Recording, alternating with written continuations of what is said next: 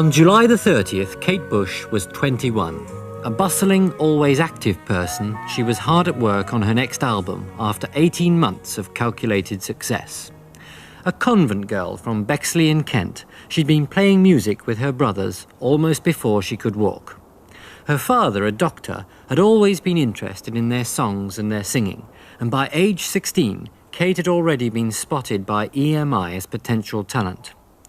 But the family and record company agreed that Kate Bush should wait several years before launching a full-blast career.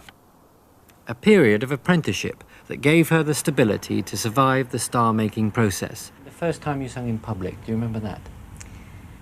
Yeah, that was about 2 years ago in a pub in Lewisham. And I was so scared, I really was. But once you're up there, it's different, you know, you just forget all about it because they're there to see you and you have to give it to them. Was it a good reception? Yes, it was. I mean, considering it was a pub and we were totally unknown, they were very good, very respectful. It was good, yeah. Have you had bad experiences? Yeah, a couple in the pubs, actually, because sometimes you get audiences that you can't predict. And one particular night we were in Putney, on the eve of the football match between Scotland and England, and all the Scottish guys were in there. And they were mad, they were just mad. They had flags waving everywhere. No one could see the stage because all the guys were getting up on the stage, you know, and putting their arms around you. And it was a bit hard to keep singing when everyone was like getting up on stage and poking sticks in your eye. But they were good people. Did you ever consider doing something else other than being a singer? When I was at school, I wanted to be a vet and a psychiatrist, but I didn't really want to be. That was just, I suppose, to keep people happy, to think that if I did get a career, it would be a straight one. But it wasn't what I wanted to do at all. Did you do things like A-levels and O-level? I took O-levels and my mock A's, but I left before. How many O's did you get? I got 10. 10? Yeah. They must have been disappointed when you went off to sing. I don't think so, no. I think they thought I was a bit foolish. But I thought it was right. Was there one day when you decided, that's it, I'm going to be a singer, I'm going to make that a career? Yes, there was.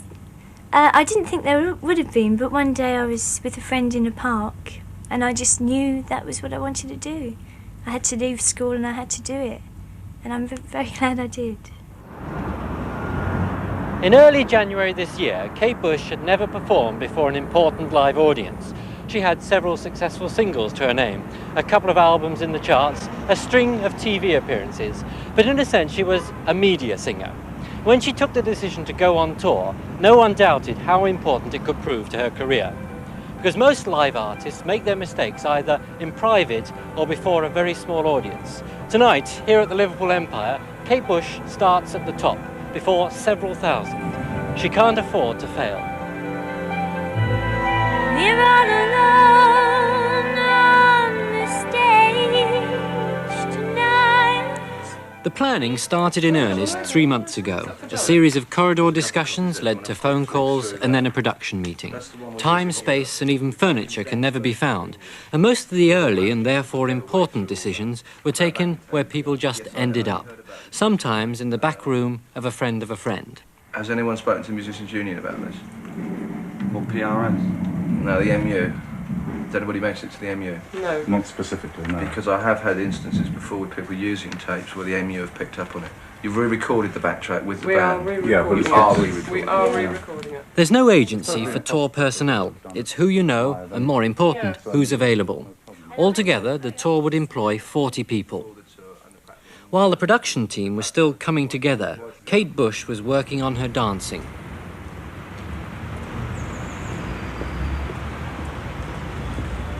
Two, get the head over. Three, get the head over. Further, keep the left leg working all the time. And up. 2, 3, 4, 5. Right in front of the mouth. Stretch, stretch, and down. Now to up again. 2, 3. Now you might think that Kate Bush is in pretty good shape, but a dancing instructor had 3 weeks to produce a super fit body, capable of enduring 2 hours of grueling exertion.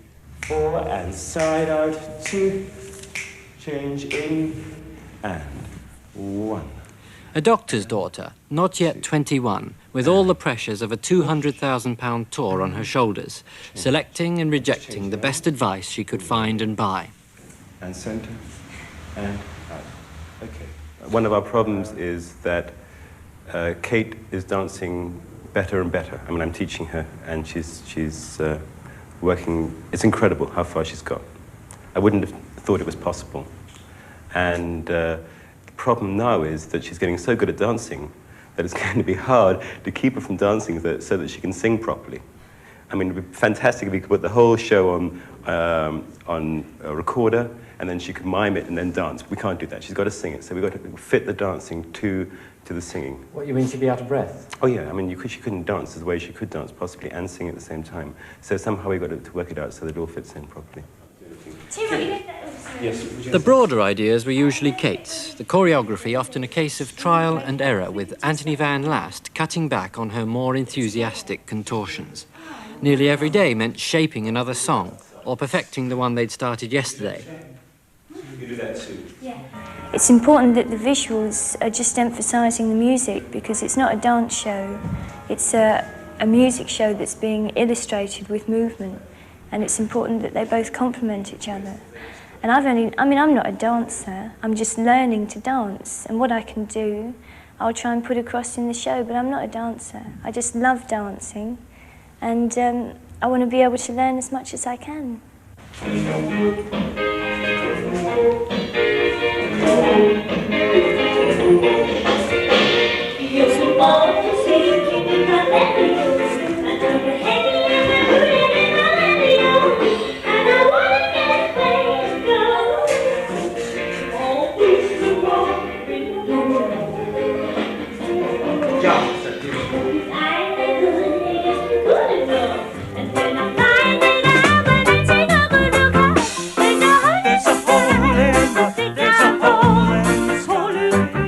Every lunchtime, after leaving her dancing practice, physically drained, she'd drive across the Thames to Greenwich to rehearse the music at Wharf Studios, the best available place, with the right facilities for just running through the songs time and time and time again.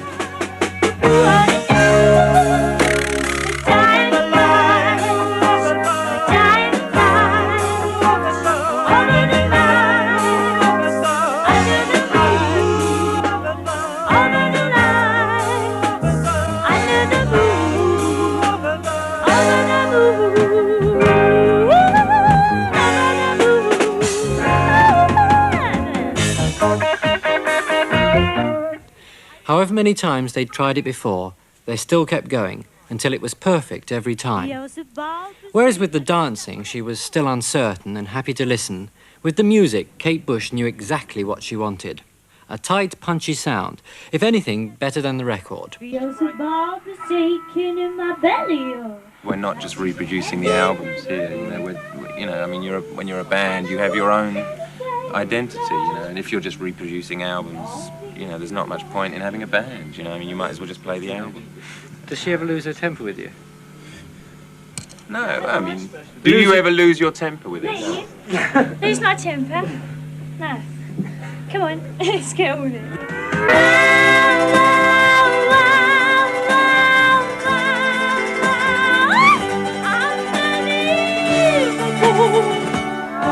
Wow, we've got to get together more because it's not sounding as it should be yet. It's not tight enough. They have to be tight. And especially the fact that we're going to be doing movement to the music has to be very, very together and precise. And that's what we're trying to achieve. It's not for real.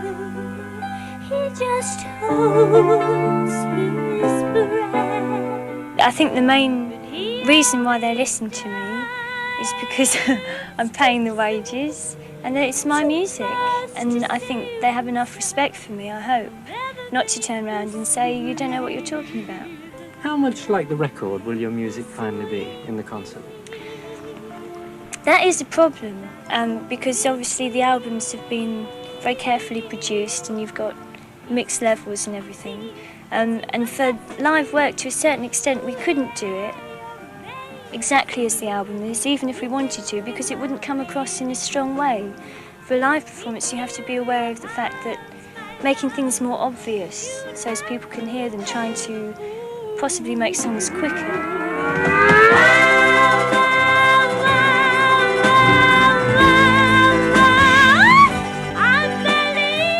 It was a combination of strong personality and discipline that kept Kate Bush in control of 8 accomplished musicians, some of them playing professionally while she was still at school. And she had the help of her 2 brothers. One of them, Paddy, had even found special instruments for the tour. What do you call it? It's called Strumento da Porco. That's its real name, or at least the name that Pretorius gave it. He was a writer on musical instruments in the 17th century. What do you use it for? We use it for a number with a Islamic flavour to it called Kashka from Baghdad, and it sounds like a santur, which is traditional Arabian instrument played with hammers, just like this. You're Kate's brother, aren't you? Yeah, afraid so. Is it sort of a bit of a family business, really? Well, yes and no. I mean, like, Kate and I have been making music together for years and years, on different levels, you know, but I mean, there's always been music in our family. My other brother, John, he played. I was in a band with him when I was about 13 or 14. Are you nervous about the concert tour? A little apprehensive. No, I think it'll be good fun, actually. Really good fun. I mean, we're so well rehearsed as far as it goes, and the music will take care of itself.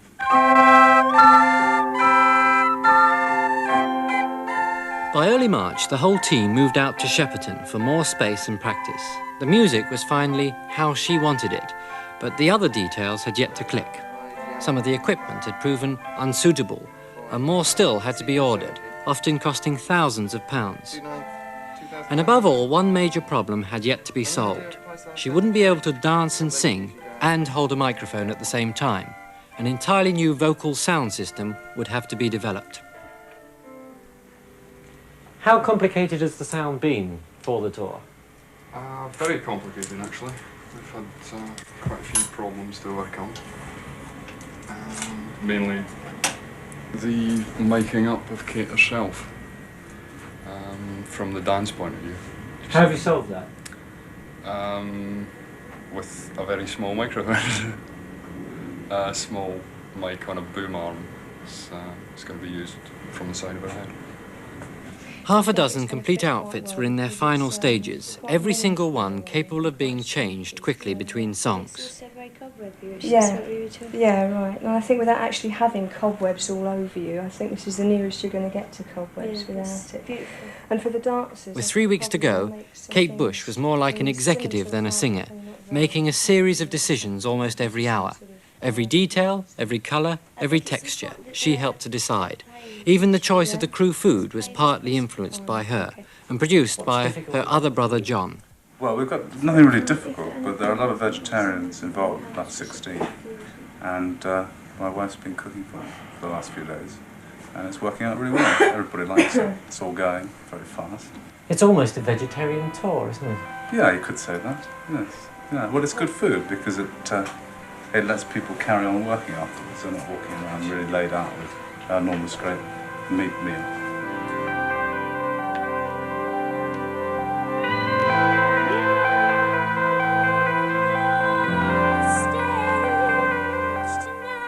Last week, the preparations climaxed at London's Rainbow Theatre, specially booked for the final run-through.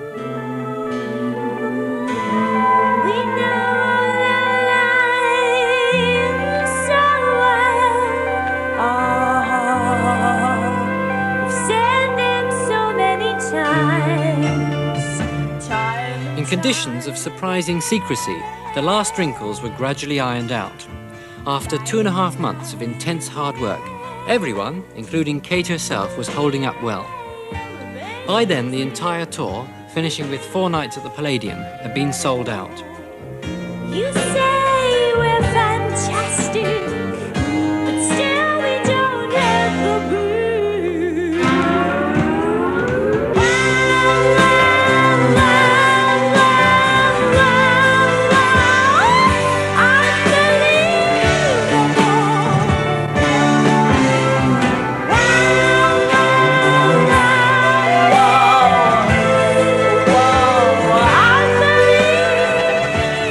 The most difficult ones are where I've got the headset and I'm moving a lot.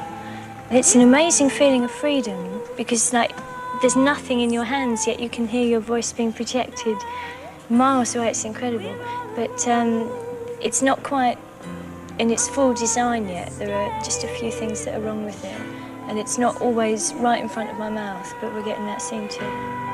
With only 1 week to go before opening, how do you think the rehearsals have gone so far? I think they're going very well. There's a lot of rushing, but there always is at this time, and that's when most gets done. I think it's going well.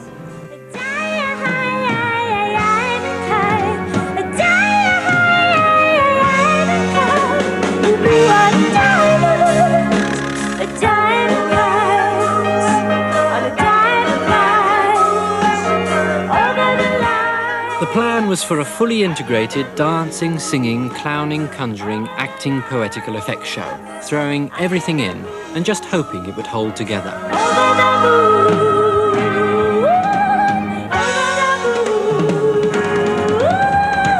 On the last dress rehearsal, it finally did. And although at first they wouldn't admit it, they were ready for Liverpool.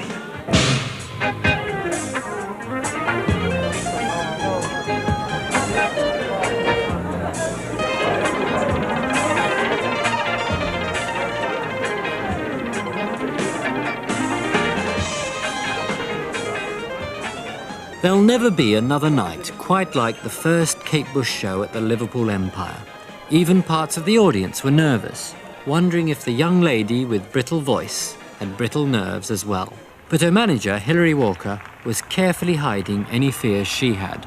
It has been hard work every day, 7 days a week, but it's really been a question of getting the right people to do the right jobs at the right time and pulling them all together and making a big team and making it work. Are you nervous about tonight? Excited, I think we all are. Yes, we're all nervous, of course we are. But fingers crossed. It means a lot, doesn't it? Yes, it does.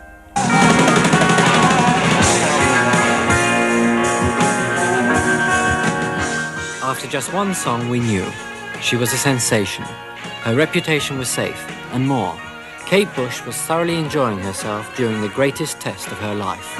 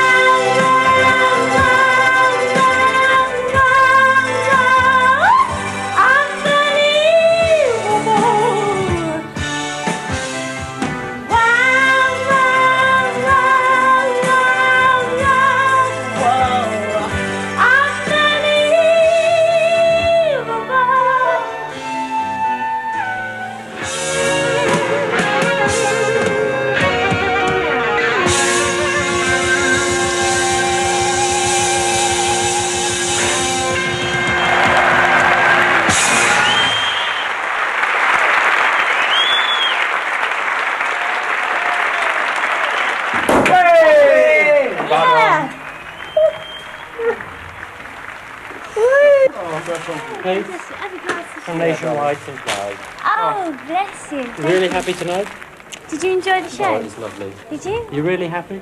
I'm knocked out. I can't believe that audience. Worth that 3 months hard work? Oh, well worth it. I'm just completely knocked out, really. They're amazing. In all, the 6-week sellout tour was seen by 100,000. Kate Bush had proved, to her audience at least, an all-round entertainer. She's back now to the recording studio, comfortably working on her 3rd album. Don't you have a problem now? What next? How you're going to follow the success? Well, you see, people say this to me, and I don't really look at it that way because it's not a matter of following success.